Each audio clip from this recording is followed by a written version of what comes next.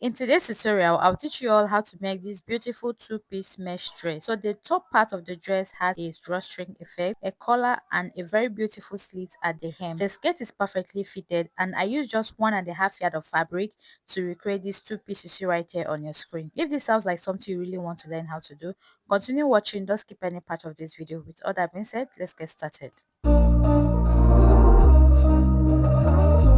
On a white pattern paper, I marked 1 inch like this, and I wrote that 1 inch into a straight line, and I labeled that part the allowance. The length of my top or my blouse is going to be 24.5 inches. As you can see, it's the entire length of this my pattern paper. I marked my half length of 16 inches, and at the top part of my pattern paper, I marked my shoulder line there. So that point is where I'll be taking my shoulder measurement of 7 inches, starting from that 1 inch line of allowance. Then for my armhole, I actually marked 6.5 inches because this mesh fabric is very stretchy, so I subtracted 1.5 inches from my chest line. The same thing I did to the quarter of my bust. Quarter of my bust is 9.5 inches. I subtracted 1.5 inches from there. So what I use as my bust circumference is 8 inches.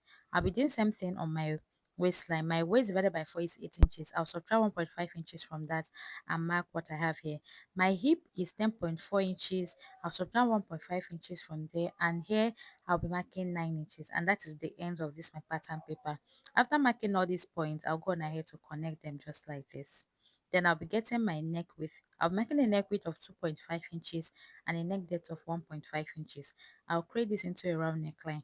This particular neckline is for the back part of the dress, and I'm drafting both the front and the back all at once. For the shoulder slope, I'll come down by half inch from this part of my shoulder and slant this into the neck width of 2.5 inches right there. For the front neck depth, I'll come down by 6 inches, or you can do 7 inches depending on how much cleavage you are willing to show. Then for my neck width, I'll connect this in a V shape this way and also extend this line inward. So that is it for the upper part. I'll move to the lower part.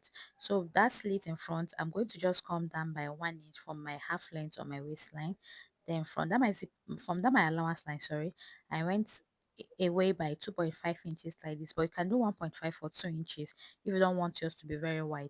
Then I'll connect it into that 1 inch I came down by from my half length. So that is basically it. I'm going to cut out the side, I'll cut out the armhole and cut out the shoulder as well, and only the back neckline, only the back neckline. So I'll fold in that 1 inch allowance which I marked earlier. I'll fold it in, then I'll get my mesh fabric and fold it into two. But before folding, I want to get the part that stretches the most, which is this part that I have on fold like this. Then I place my pattern paper on it. You can go on ahead to pin. Then at the base, I just left 1 inch for weaving or hemming allowance. Every other thing, I cut it out the same. Then I'm going to be cutting out for the front part, but before that I have to be cutting out the neckline, and also this slits will be having right here. So that is it. I'll also fold my fabric into two and place my pattern paper right here on it. The only place I'll be adding allowances on the neckline, at the base, and also on this part I'll be having this slit. Half inch here for the base is 1 inch, the sides no allowance, the neckline half inch, the shoulder just half inch, and that is it for the front part. Now I'm going to be removing this pattern paper so that I can start joining. So for the front dress now, it is two pieces, but we'll be first joining the neckline area. So I'm going to be folding this in once, just like this, and I'll stitch. I'll do same for the base as well. So if you have an interlocking machine or weaving machine, weave it first before folding it in once. Then I've done this for the two sides of the front dress, and this is what it looks like on the right side. Now, right side facing each other, I'm going to be arranging these two very well. Now it's properly arranged. I'm going to be pinning this down so that they both can be one piece here. After pinning, I'm going to stitch it down exactly on that 1 inch. Then I'll open up this stitch I have so far, and I'm going to be securing both ends of this stitch I have right here, okay, so that I can create a channel where our rope can pass through for the drawstring effect. I've gone ahead to do that, and this is what it looks like. Behind the camera, I already have these two long ropes, which is for the drawstring effect. I believe you all know how to do that. Just go on ahead and stitch also your own rope. Mine is 30 inches long. So from the top part of this my channel created, I started passing this through to come out from this other end. So I fixed the first rope and I've pinned it as well. Now I'm doing for the second rope as well. So this is what I'll do. I'm pinning down there at that point as well. So after pinning, I'll take it to my sewing machine and now secure that point just like this. You can see me demonstrating right there. And this is the for the drawstring effect. Now I'll be joining the back part of the dress to the front part. Right size facing each other on the shoulder. I'm going to be pinning them together.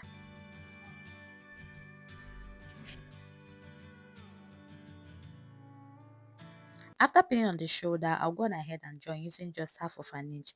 Then I'm going to be arranging the sides as well. Then I'll be using just 3/4 of an inch to join the sides. But if you want your dress to be a bit loose on you, you can use just half of an inch. But before joining the sides, I came down by half of an inch from the armhole so that while facing my sleeve, it's going to be very easy, okay? I'm done joining for the both sides of my dress and this is what it looks like. Now I'm taking the armhole measurement because I want to cut out for the sleeve. When I measured out my armhole here, I had 7.5 inches. This my fabric here is folded into four because I'm cutting out these two sleeves at the same time. The part that stretches the most should be on fold. Now, I also measured out what I have there is 7.5 inches. I marked a starting line there to serve as my guide. Then the length of my sleeve is 24 inches. I added 1 inch extra, making it 25 inches. So from that's my guideline, I'll come down by 2 inches like this. I also mark my shoulder length of 13 inches and then my bicep length here of 6 inches. Apologies was not showing well, but I have a more detailed tutorial on how to draft a long sleeve, okay? So my bicep is 13.5 inches. I'll be subtracting 1 inch from it and divide it into 2. So my bicep, what I marked is 5.5 inches. My elbow is 11. I subtracted 1 inch from it as well, and that is just what I'll basically do. So for the hem of the sleeve, you're going to be adding extra. So I measured out what I had on my elbow and I added extra 1.5 inches because the ends of the sleeve is slightly flared. So that is it for the sleeve. I went on ahead now to cut it out. No allowance is needed because this is a stretchy mesh fabric. This is what it looks like when I was done cutting out. Now I'm going to be fixing my sleeve to my dress. On the shoulder, I'm going to be getting this my joint and pin it together with the notch parts at the center of my sleeve.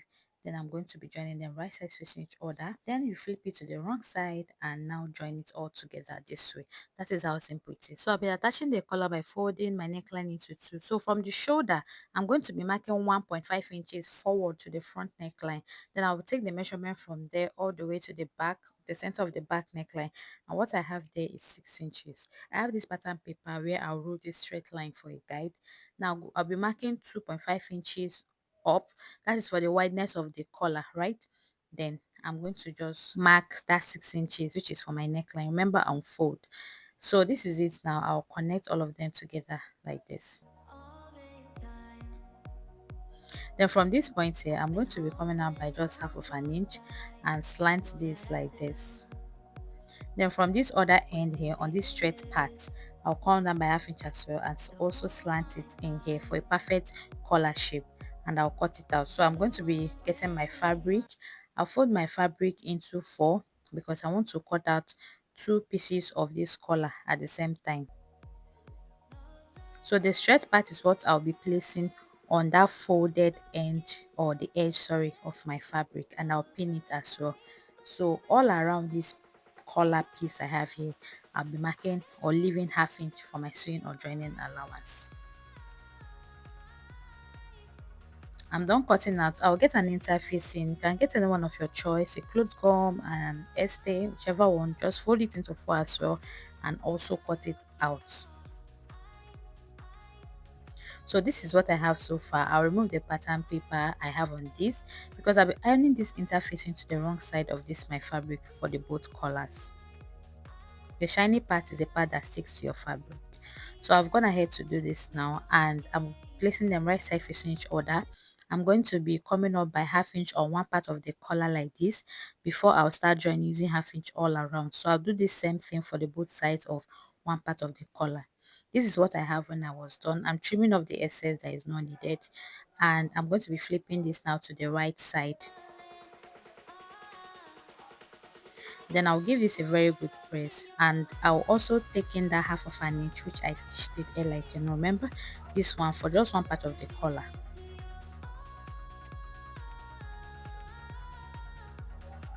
After ironing, I'll fold this into two to get the midpoint. I'll also get the neckline of my dress. Now on the right side of my neckline, ensure to also notch the midpoint as well. So on the right side, I'll be getting the other side of my collar that I didn't stitch in by ½ inch. Okay, so I'll be pinning the both together and I'll start pinning. Then I'll pin this till I get to the ends of each side of the collar, and it is 1.5 inches, a little bit in front of the front neckline. I don't know if my explanation is so clear, but I believe you understand what I mean. Then I'm going to stitch using just ½ inch. Now I'm done stitching that, I'll be using this other part to now cover up the joints I have on this other collar.